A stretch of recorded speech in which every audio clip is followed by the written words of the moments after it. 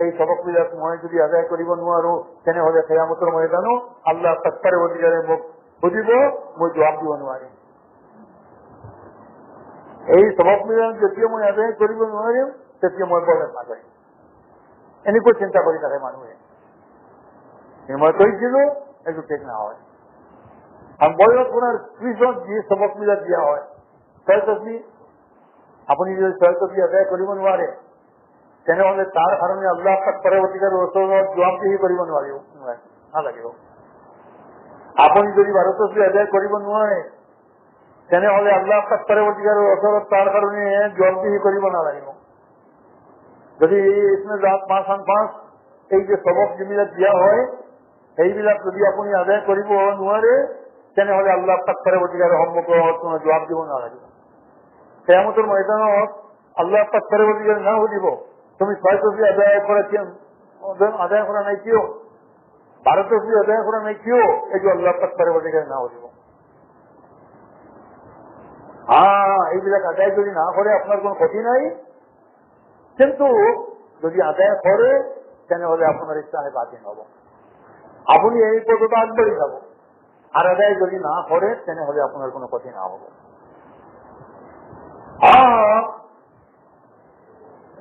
আপনার তো কিয়ামতের ময়দানও প্রশ্ন করা হব নামাজ পড়েছেন না, রোজা রাখিছে কিনা, এইবিলাক বয়স করার লোকের কোনো সম্পর্ক নাই।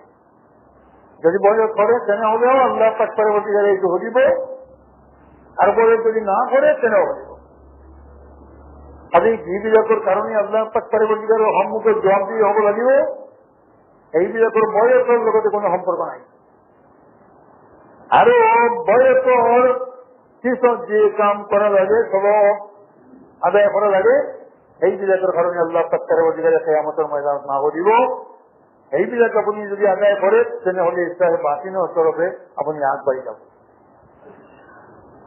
বয়স যদি কৰি থাকে তাহলে আউলিয়া কেৰামৰ লগতে আপনি আপনাকে জড়িয়ে আরো আউলিয়া কেরামক আপনি সাহায্যকারী পাব, সাকরাতুল মউতের সময় সাহায্য পাব, কিয়ামতের ময়দানেও সাহায্য পাব। তার কারণে বয়স করা মোর কারণে প্রয়োজন, বয়স করা মোর কারণে উচিত। ইলমে বাতিনত পথত আগবাড়ি যাবলৈ যদি হয় তেনেহলে বয়স কৰিব লাগিব। বয়স কৰাৰ লগে লগে আপনাৰ আউলিয়া কেৰামৰ লগতে সম্পৰ্ক হৈ যায়, ভক্ত সম্পৰ্ক হৈ যায়। ইসলাহে বাতিনৰ মুদরসা, এই মুদরসা বর্ষী হল বয়স করা। বয়স করার পিছত আপনার এই মুদরসার যে পথে মুদরসা চলার আগে এই পথত আপনার যদি চলি থাকে তেনেহলে ইসলাহে বাতিল হব।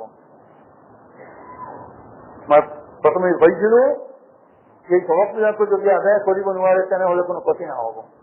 আল্লাহ পাক পৰৱৰ্তীকালৰ ওচৰত কোনো জবাবদিহি কৰিব নালাগিব। সবকবিলাকক যদি আদায় কৰে তেনেহলে আপোনাৰ ভিতৰ সাফ হব, ইসলাহে বাতিল হব। আৰু আল্লাহ পাক পৰৱৰ্তীকালৰ মাৰিবতৰ ফলে আগবাঢ়ি যাব ক্রমান্বয়ে। আর তার কারণে এই মুদরসা হল খানকা। এই খানকা আপনাদের ইয়াত তো খানকা চলি আছে, কিন্তু এই খানকা প্রকৃতপক্ষে খানকা হওয়া নাই।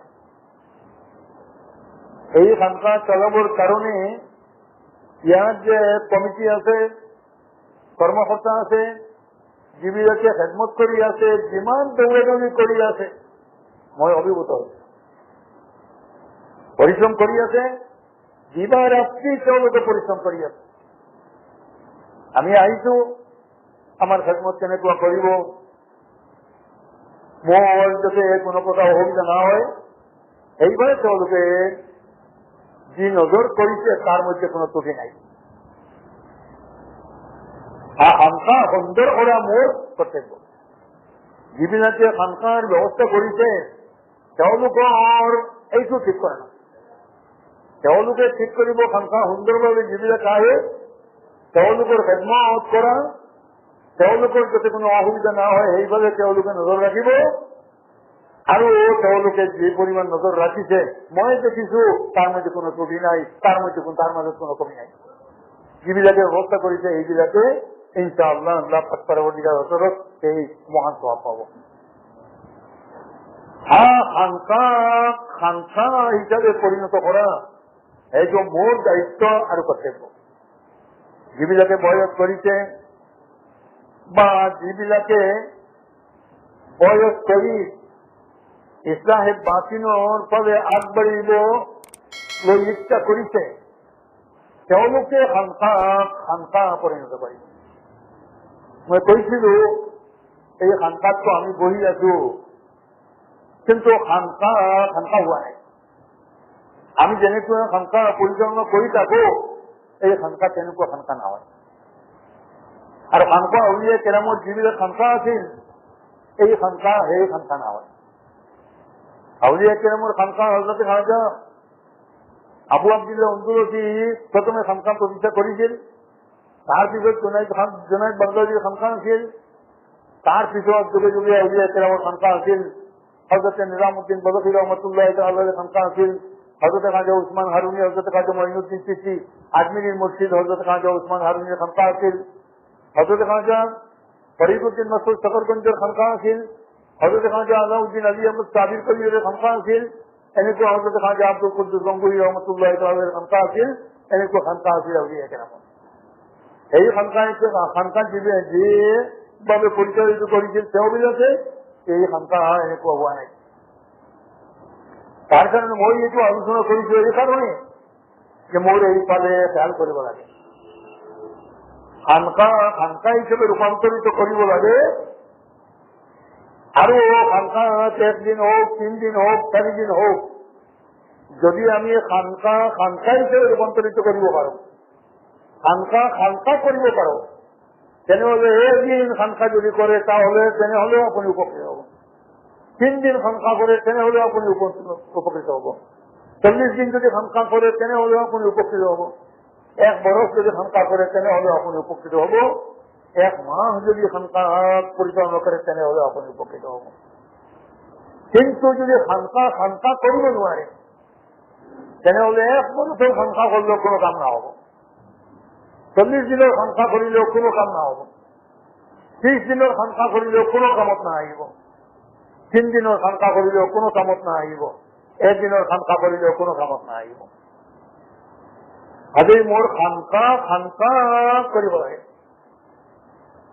খানকা কৰিবলৈ হলে আউলিয়া কেৰামে এই খানকাৰ মাধ্যমত ইছলাহে বাতিনৰ পথত তেওঁৰ সাবিকিনো আগবাঢ়ি লৈ গৈছে। ইছলাহে বাতিনৰ কাৰণে 2টা বস্তু কৰিব লাগে। মই কৈছিলো ইছলাহে বাতিন ভিতৰ সুন্দৰ কৰা এইটো হল কিৰাতি, মকামাত হল কৰা এইটো হল কিৰাতি। এই মকামাত হল কেনেকৈ কৰিম যোৱাকালি মই কিছুমান আলোচনা কৰিছো। এই ইছলাহে বাতিনৰ কাৰণে মকামাত হল কৰিব লাগে। প্ৰবৃত্তিৰ পৰা অন্তৰক পৰিষ্কাৰ কৰিব লাগিব, প্ৰবৃত্তিৰ পৰা অন্তৰক সাক্ষাৎ কৰিব লাগিব, আৰু প্ৰবৃত্তিৰ দ্বাৰা অন্তৰক বিভূষিত কৰিব লাগিব।